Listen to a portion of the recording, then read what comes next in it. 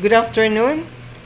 We're reading Simple Messages on Romans by Harold S. Martin. Okay, I'm reading from this book, and this is in connection with our Bible study tomorrow at around 7 p.m. Okay, that will be our initial study on the book of Romans. Simple Messages on Romans by Harold S. Martin. We are now in page 20.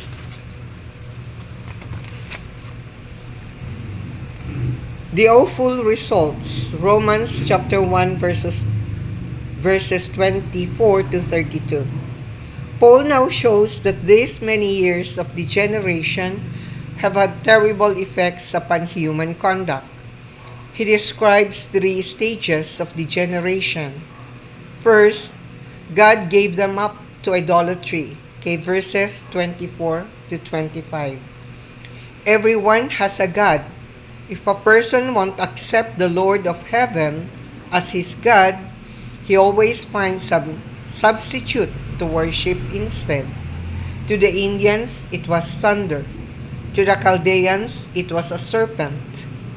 To thousands of people today, it is a picture of Lenin or Stalin. In America, it's automobiles and houses and lands, stocks and bonds, families and children, television heroes, and the latest styles. Whatever one can't live without becomes his God. Whatever takes first place is his idol. The newspaper told the story of a 46-year-old James Lee who fatally shot himself in a telephone booth. In his pocket, they found a child's crayon drawing. On it was written, "Please let this in my coat pocket. I want it buried with me." The drawing was signed in childish print by his little daughter who had perished in a fire not too many months before, and after her death, he seemed to have nothing farther to live for. He had several plaques erected in memory of his daughter at the school she had attended with the hope that someday someone would wonder who Shirley Lee was and would know that someone loved her very dearly. I think I can sympathize with his heartbroken father because I have little boys and girls too.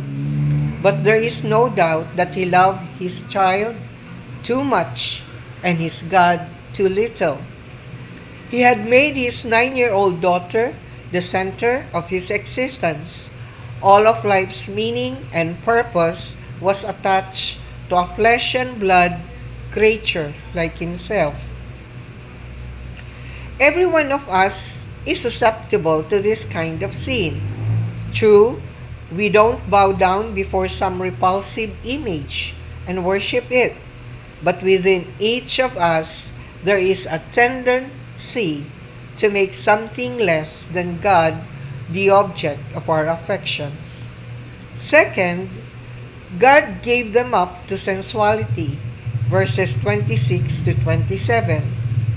Paul is talking here about the most shameful and the most abnormal form of immorality that has ever been committed. He is talking about the abomination of homosexuality.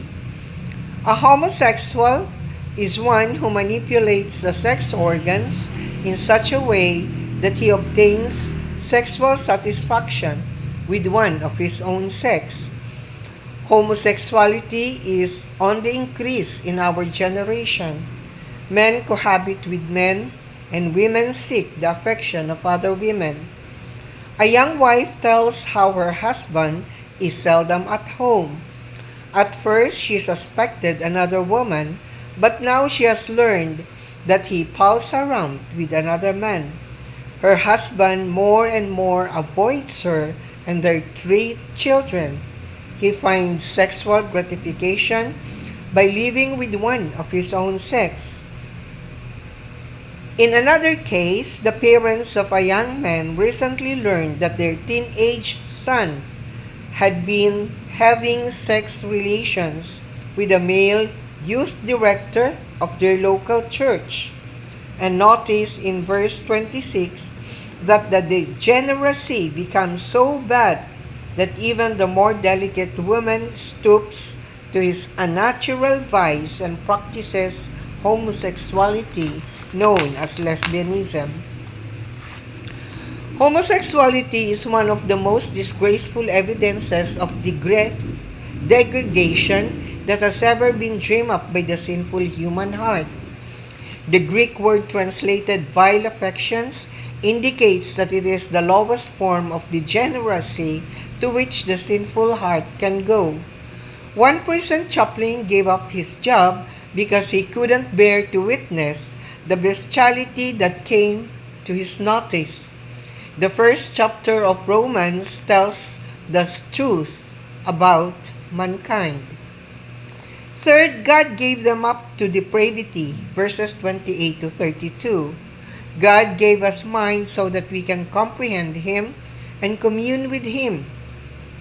But when a man rejects God, his mind becomes reprobate, darkened, depraved, and confused. In the final verses of our chapter, Paul names a frightful catalog of sins which picture the general wickedness of the world in which we live. This shocking and revolting description of human conduct is not exaggerated.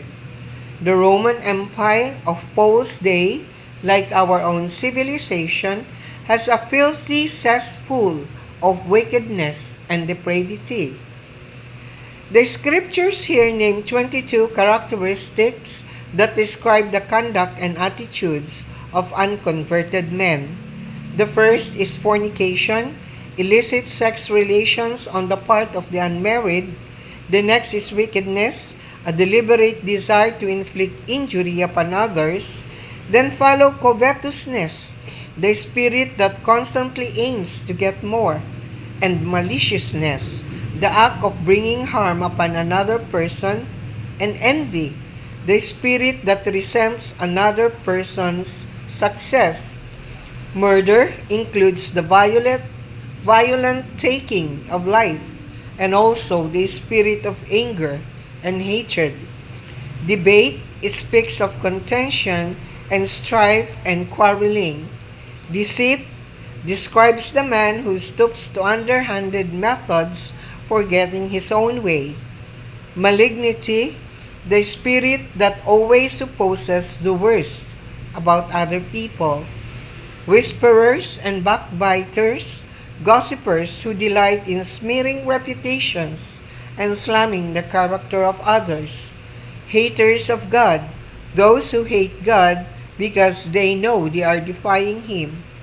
Despiteful, a devilish delight in inflicting mental pain upon others. Pride speaks of too much self-esteem.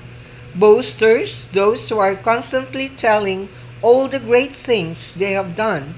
Inventors of evil things, those who are not content with the usual ways of sinning, but seek to find some way by which sin can be committed. Disobedient to parents, failure to show respect to parents and honor them. Without understanding, describes one who never learns the lessons of experience but continues on in his folly. Covenant breakers, those who break agreements in business and marriage, and others. Without natural affection, a lack of love even for one's own flesh and blood. Implacable, unwilling to forgive.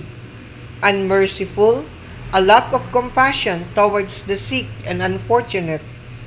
Paul concludes the whole list by saying that those who are guilty of these crimes commit them with full knowledge that the ultimate penalty is death. Verse 32. And still they do them and even encourage others to commit the same sins. This has been a dark and painful picture of the human family. It is a picture of the corruption into which men fall when they turn away from God. And remember that these possibilities for evil lie hidden in every human breast. Were it not for the restraining influence of the grace of God, every one of us would be capable of committing any one of these sins. Paul has shown that the world is guilty before God. We have no righteousness of our own. We are desperately in need of some way by which we can become just before God. Seneca, an influential man who lived in the Roman Empire in Paul's day, said one time after observing all the corruption about him, "What we need is a hand let down in order to lift us up." Thank God today that a hand has been let down. John 3:16 describes it. The wrath of God is unspeakably terrible, but Jesus Christ has tasted death for every man. He is our only refuge from God's displeasure. Okay, that's all. We will continue with chapter 2, the Jewish world condemned. Okay, we will begin on page 24 next week. Okay, so this is a continuing reading on Simple Messages on Romans by Harold S. Martin.